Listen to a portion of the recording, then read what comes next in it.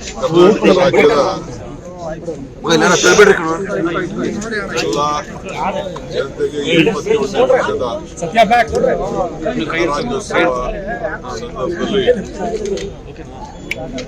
ಸರ್ಕಾರದ ವತಿಯಿಂದ ಮತ್ತು ಪಕ್ಷದ ವತಿಯಿಂದ ಶುಭಾಶಯವನ್ನು ಅರ್ಪಿಸುತ್ತೇನೆ. ಸಂವಿಧಾನವನ್ನು ಉಳಿಸಲಿಕ್ಕೆ ಈಗಾಗಲೇ ಮಕ್ಕಳಿಗೆ ಎಲ್ಲ ಕಚೇರಿಗಳಲ್ಲೂ ಕೂಡ ಸಂವಿಧಾನದ ಆಶಯಗಳನ್ನ ಈಗಾಗಲೇ ನಾವು ಎತ್ತಿಡಿದು ಹೊಸ ಪೀಳಿಗೆ ಕೂಡ ಈ ಸಂವಿಧಾನವನ್ನು ಅರಿವು ಮಾಡುವಂತಹ ಕೆಲಸ ನಮ್ಮ ಸರ್ಕಾರ ಬಂದಾಗಿದ್ದ ನಾವು ಬಂದಿದ್ದೇವೆ. ಇವತ್ತು ಕೂಡ ಪ್ರತಿ ಹಂತದಲ್ಲೂ ಕೂಡ ಇದರ ರಕ್ಷಣೆಗೆ ನಮ್ಮ ಪಕ್ಷ ಮತ್ತು ಸರ್ಕಾರ ಬದ್ಧವಾಗಿದೆ. ನಾಳೆ ಬೆಳಿಗ್ಗೆ ಸಂವಿಧಾನ ಹಕ್ಕನ್ನೇ ಪಡೆದಂತ ಉದ್ಯೋಗ ಖಾತ್ರಿ ಯೋಜನೆ ತೊಂದರೆ ಆಗಿರುವುದು ನಮಗೆಲ್ಲ ಆಶ್ಚರ್ಯ ಉಂಟು ಮಾಡಿದೆ. ರಾಷ್ಟ್ರಪಿತ ಮಹಾತ್ಮ ಗಾಂಧೀಜಿಯವರ ಹೆಸರಿನಲ್ಲಿ ಉದ್ಯೋಗ ಖಾತ್ರಿ ಯೋಜನೆಯನ್ನು ಏನು ಹೊಸ ರೂಪುಗೊಂಡು ನಮ್ಮ ಗ್ರಾಮೀಣ ಜನರ ಬದುಕನ್ನ ಉದ್ಯೋಗದ ಹಕ್ಕನ್ನು ನಮಗೆ ದೊರಕಿದ್ದು ಅದು ಮೊಟಕಾಗಿರುವುದರಿಂದ ನಾವು ದೇಶದ ಉದ್ದಗಲೂ ಕೂಡ ಈ ಹೋರಾಟವನ್ನು ನಾವು ನಾಳೆ ಬೆಳಗ್ಗೆ ರಾಜಭವನ್ಗೆ ಚಲೋ ಕಾರ್ಯಕ್ರಮವನ್ನು ಇವತ್ತು ಹಮ್ಮಿಕೊಂಡಿದ್ದೇವೆ. ಇದಾದ ಮೇಲೆ ಪ್ರತಿ ತಾಲೂಕಲ್ಲೂ ಕೂಡ ಕನಿಷ್ಠ 5 ಕಿಲೋಮೀಟರ್ ಪಾದಯಾತ್ರೆ ಕೂಡ ಹಮ್ಮಿಕೊಂಡು ಪ್ರತಿ ಪಂಚಾಯಿತಿಯಲ್ಲೂ ಕೂಡ ಈ ಒಂದು ಹೋರಾಟವನ್ನ ಹಮ್ಮಿಕೊಳ್ಳಿಕ್ಕೆ ಈಗಾಗಲೇ ನಾವು ಮಾರ್ಗದರ್ಶನವನ್ನ ನಮ್ಮೆಲ್ಲ ಪ್ರಜಾಪ್ರತಿನಿಧಿಗಳಿಗೆ, ಪಂಚಾಯತ್ ಸದಸ್ಯರಿಗೆ ಮತ್ತು ಮುಖಂಡರುಗಳಿಗೆ ನೀಡಿದ್ದೇವೆ. ಸುಮಾರು 6,000 ಕೋಟಿ ರೂಪಾಯಿ ಪ್ರತಿ ವರ್ಷಕ್ಕೂ ಕೂಡ ಈ ನರೇಗಾದಲ್ಲಿ ನಮ್ಮ ಗ್ರಾಮೀಣ ಪ್ರದೇಶದ ಅಭಿವೃದ್ಧಿಗೆ ಬಳಸಲಾಗಿತ್ತು. ಉದ್ಯೋಗ ಸಿಗ್ತಾ ಇತ್ತು. ಇದಕ್ಕೆಲ್ಲ ಕೂಡ ಮಾರಕವಾದಂತಹ ಹೊಸ ಯೋಜನೆಯನ್ನು ತಂದಿರೋದ್ರಿಂದ ಈಗ ನಾವು ವಿಧಾನಸೌಧದಲ್ಲೂ ಕೂಡ ನಾವು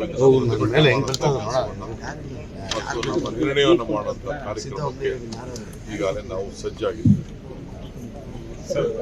ನಿರ್ಣಯ ಮಾಡ್ತೀರಾ ಹೇಗೆ ಸರ್? ವಿಧಾನಸೌಧದಲ್ಲಿ ನಾವು ರೆಸಲ್ಯೂಷನ್ ಮಾಡ್ತೀವಿ, ಇದ್ರ ಬಗ್ಗೆ ಚರ್ಚೆ ಮಾಡ್ತೀವಿ, ರೆಸಲ್ಯೂಷನ್ ಮಾಡ್ತೀವಿ, ಇದನ್ನ ವಾಪಸ್ ತೆಗೆದುಕೊಳ್ಬೇಕು ಅಂತ ಹೇಳ್ತೀವಿ.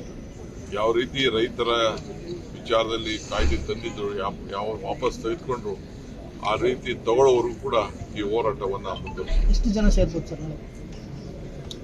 ನೋಡಿ, ಪಾರ್ಲಿಮೆಂಟ್ 22ರಿಂದ ಪ್ರಾರಂಭ ಆಗ್ತಾ ಇದೆ, ನಮ್ಮಲ್ಲೂ ಅಸೆಂಬ್ಲಿ ನಡೀತಾ ಇದೆ.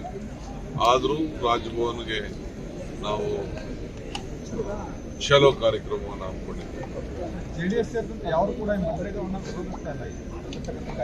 ಅವರಿಗೆ ನೋಡಿ,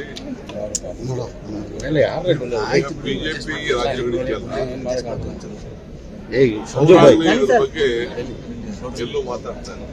ಅವ್ರ ಕೆಲವು ಸ್ಥಾನದಲ್ಲಿ ಸಾಧ್ಯನೇ ಇಲ್ಲ.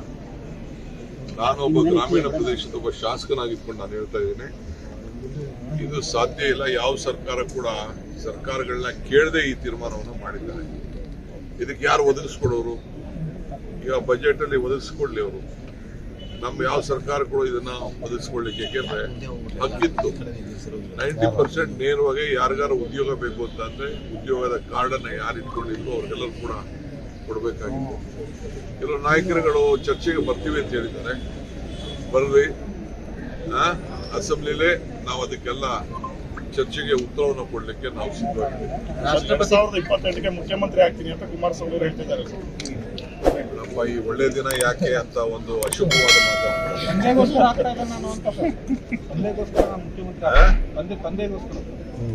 ನೋಡಪ್ಪ, ನಾವೆಲ್ಲ ಸರ್ವಿಸ್ ಮಾಡ್ತಾ ಇರೋದು ನಾಡಿನ ಜನತೆಗೋಸ್ಕರ, ಕುಟುಂಬಕ್ಕಲ್ಲ. ಕುಟುಂಬದ ಕೆಲವು ಅನೇಕ ಅವರ ಆಶಯ ಭಾವನೆಗಳು ತೊಂದರೆಲಿರೋದ್ರ ಬಗ್ಗೆ ಅವರು ಮಾತಾಡ್ಕೊಳ್ಳಿದ್ರು. ನಾವು ದೇಶದ ಜನತೆಗೆ ನಾವು ರಾಜಕಾರಣ ಮಾಡ್ತಾ ಇದ್ದೀವಿ.